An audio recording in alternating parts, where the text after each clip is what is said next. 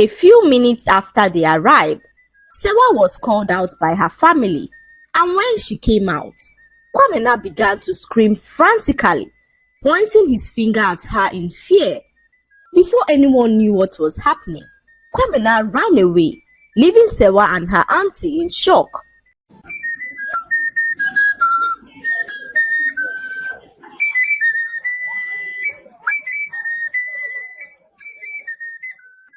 Once upon a time, there lived an extremely beautiful woman named Sewa. Sewa was known around the village as a very decent and hardworking woman. She lived with her mother's twin sister, who loved and took care of her like her own daughter. The men of the village all wanted to marry Sewa, not only because of her beauty, but because of how kind and loving she was towards others. A young man named Kofi came forward to ask for Sewa's hand in marriage. Kofi was a very wealthy man who owned several businesses in the village. All the young women all wanted to marry him because of how wealthy he was. However, Kofi had his eyes set on marrying Sewa. On the day of their marriage ceremony, Kofi did not show up, and everyone was worried as to the reason behind his absence. When some men from the village went to inquire about his absence, they were told that Kofi had an accident on his way to Sewa's house and changed his mind not to proceed with the marriage, as he viewed the accident as a bad omen. This was the fifth man in less than 1 year who declared an interest in marrying Sewa but did not show up for one reason or the other. This, however, got her auntie worried, as she feared that Sewa would never get married at this rate. A few months later, Sewa was returning home one evening when she met a young man named Kwamena. Sewa felt something that she had never felt before for anyone, so she smiled and greeted him as she passed. Kwamena was shocked at what had just happened, as he had always liked Sewa but was scared of being rejected by her. Kwamena quickly rushed after Sewa and started up a conversation. They walked all the way, talking and laughing until they reached Sewa's doorstep. They spent hours talking in front of Sewa's house that they failed to realize that everywhere had gotten dark. Kwamena and Sewa felt a spark that they could not explain. Their connection was so strong that it seemed as if they had known each other for a lifetime. As the night grew darker, Kwamena mustered the courage to express his feelings for Sewa, revealing how he had admired her from afar for a very long time. Sewa's auntie, peeking through the window, saw the genuine joy on Sewa's face. The sight of this brought her so much joy, as she had never seen Sewa so happy in her life. In the days that followed, Kwamena and Sewa began to spend more time together. Kwamena showed genuine interest in Sewa and even proceeded to ask for her hand in marriage. Sewa was over the moon, as this was the first time she was genuinely interested in a man who also loved her as much as she loved him. Sewa spoke to her mother's twin sister about Kwamena's decision to marry her. The excitement in her voice made her auntie so happy, as her auntie was so excited to hear that Kwamena had declared his intentions to marry her. The date for the marriage ceremony was set, and Sewa was over the moon at the idea of getting married to Kwamena. On the day of the wedding ceremony, Kwamena arrived with members of his family. Everyone was in high spirits, as this was a dream come true for him, who had loved Sewa so much for years. A few minutes after they arrived, Sewa was called out by her family, and when she came out, Kwamena began to scream frantically, pointing his finger at her in fear. Before anyone knew what was happening, Kwamena ran away, leaving Sewa and her auntie in shock.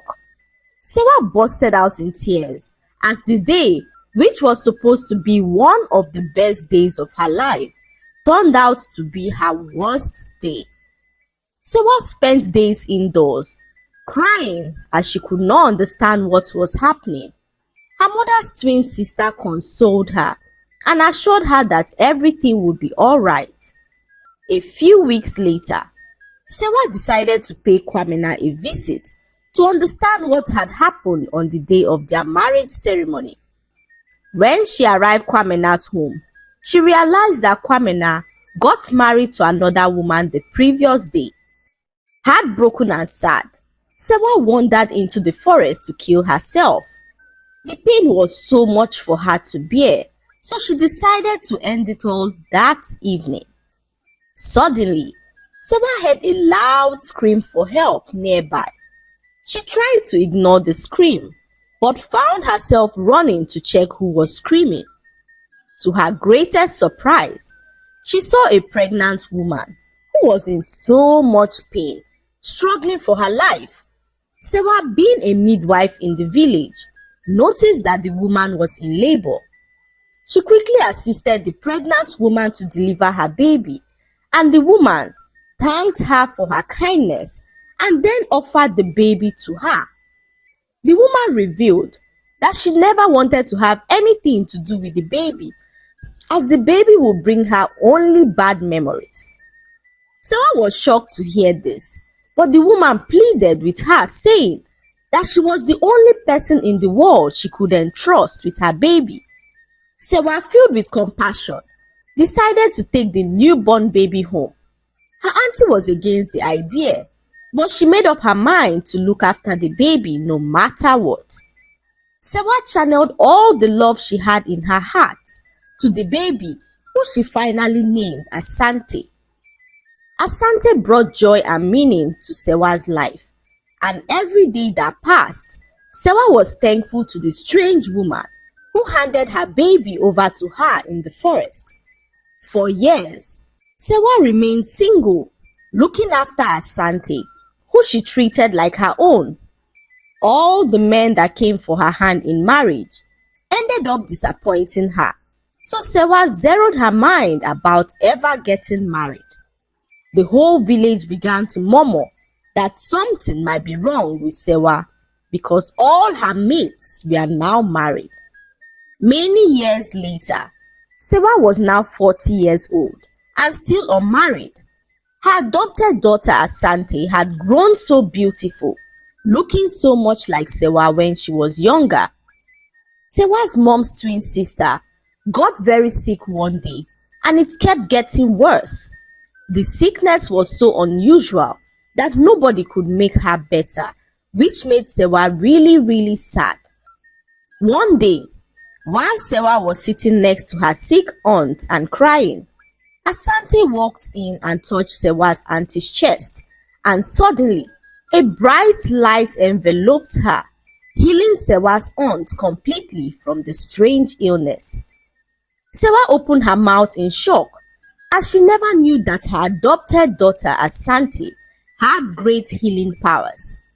Asante then turned to her mother Sewa and revealed that Sewa was under a curse which had chased all her suitors away. Asante then pointed to Sewa's auntie, revealing that she had been hiding something important for years. Sewa looked at her aunt in shock as her aunt began to tell her all that had happened. Many years ago, when Sewa's aunt was still young, her twin sister Akosua, who was Sewa's mother, was sent to live with a very kind woman and her husband. The woman was so good to Akosua and treated her like her own child, despite not having children of her own. For almost 20 years, the woman had patiently yearned for the cry of a baby in her home. Akosua capitalized on the kind woman's childlessness to have an affair with her husband. She convinced him that she would have a child for him in no time, and he succumbed to her. A few months later, Akosua got pregnant And when the kind woman found out, she was devastated, as she could not believe that Akosua, who she treated like her own daughter, could do such a terrible thing to her. After giving birth, Akosua convinced the woman's husband to send his wife away to marry her. She accused the kind woman of being a witch who tried to harm her newborn baby. So the kind woman's husband sent his wife away after almost 20 years of marriage. The woman, before she left, laid a curse on them, saying that none of their children would enjoy the happiness that comes with marriage, and that her husband and Akosua would die a miserable death and not live to watch their child grow. Few months later, Sewa's mother and father died mysteriously as they drowned in the village river. Tears filled Sewa's eyes, and she could not believe that the horrible things that her mother did in the past was now haunting her life. She then asked how she could break the curse, and Asante revealed to her that the woman who had cursed her was still alive, and that they had to seek for her forgiveness for the curse to be broken. With determination, Sewa and Asante embarked on a journey to find the kind woman. After a long and challenging search, they finally located the kind woman in a faraway village. She lived all alone, still carrying the pain of losing her husband and being accused of being a witch. Sewa then apologized on behalf of her late mother, seeking forgiveness and understanding. The kind woman broke down in tears as the pain resurfaced, making it hard for her to forgive. However, seeing how remorseful Sewa was for an act that she did not commit moved her heart, as she forgave Sewa and lifted the curse. With her voice, she decreed that Sewa be set free from the curse that had kept her bound for years. The woman, after years of bitterness, felt a weight lifted off her shoulders as she forgave Sewa's family for all that they had done. Sewa was so grateful to the woman, as she thanked her for setting her free from the curse. With the curse broken, Sewa's life took a positive turn, as she later got married and had 2 children. Her adopted daughter Asante helped her mother to look after her little siblings, and they all lived happily ever after. The lesson to be learned from this story is that we should be careful of the things we do, as actions always have consequences, even for our children unborn. Treat people the way you would like to be treated, as life has a way of humbling us in the end. I hope you enjoyed the story. Like, subscribe and leave a comment. It helps us grow our channel. I'll see you in our next story. Bye.